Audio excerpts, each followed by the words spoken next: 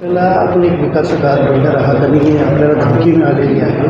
कोणी ही धमकी दिलेली मी काय सांगतो. आंबिवली स्टेशनजवळ वडवली गावाच्या भागात माझं एक काम चालू आहे मंगेशी युनिवर्स नावाने. तिथेशी काही स्थानिक गुंड आहेत, वैभव दुर्योधन पाटील, आणखीन वैभव तेजस, सुनील पाटील, उध्रुव आणि अजून अशी 7 जणं.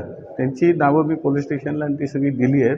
ह्या लोकांचं तिथे स्थानिक ते गुन्हेगार आहेत आणि त्यांना काही धमक्या, काही एक्स्टॉर्शन म्हणूनच की काही मागण्यासाठी, तर त्याच्यासाठी त्यांनी माझं काम बी बंद केलं. तिथे मारामारीची धमक्या दिल्या. माझा सेल्स स्टाफ आणि या सगळ्यांना बाहेर काढून लोकांना नाहक त्रास दिला आणि ही त्यांची 3री वेळ आहे.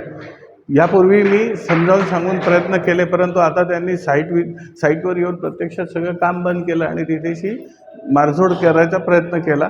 त्यामुळे सगळ्या ह्याचं CCTV कॅमेऱ्यात त्याचं शूटिंग उपलब्ध आहे आणि त्या नावाने मी त्यांच्या नावाने त्या गुन्हा दाखल खडकपाडा पोलीस स्टेशनमध्ये केलेला आहे.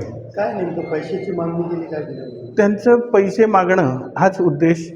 आम्ही स्थानिक आहोत, मग आमचं काय अशीच भाषा असते.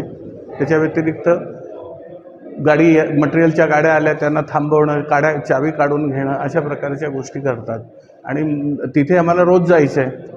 ह्या सगळ्या लोकांची जर दादागिरी सहन करत बसलो तर पुढे आमचा व्यवसाय कसा चालेल? आम्हाला लोकांची कमिटमेंट आहे, रेरा कायदा आहे, वेळेची बंधनं आहेत, वेळेत काम द्यायला हवं, अशी सगळ्या गोष्टी आहेत. ग्राहकांना संतुष्ट करायचं आहे, कामाची क्वालिटी पण पाहिजे.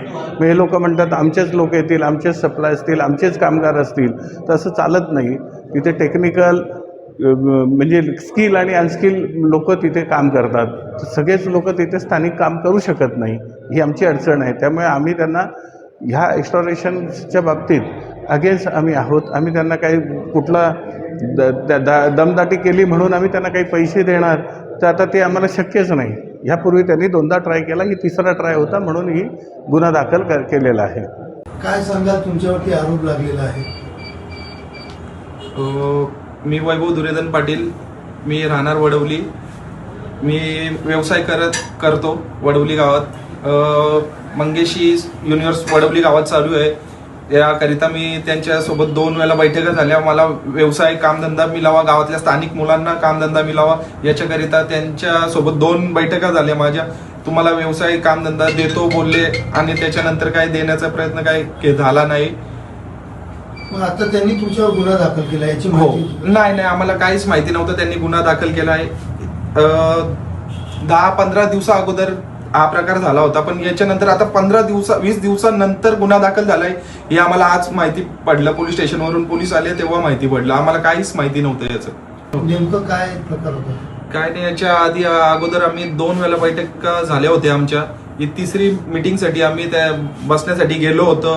तर त्यांनी माहिती नाही, CCTV फुटेज आहे तिथे, त्यांनी चेक करावं तिथे काय दिसतंय का, आम्ही हप्ते मागतोय का काय मागतोय, त्यांनी चेक करावं.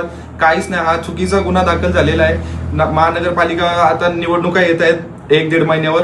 हा आमच्या अपोजिटवाले ते त्यांना मिळून चुकीचा गुन्हा दाखल करण्याचा प्रयत्न करत आहे.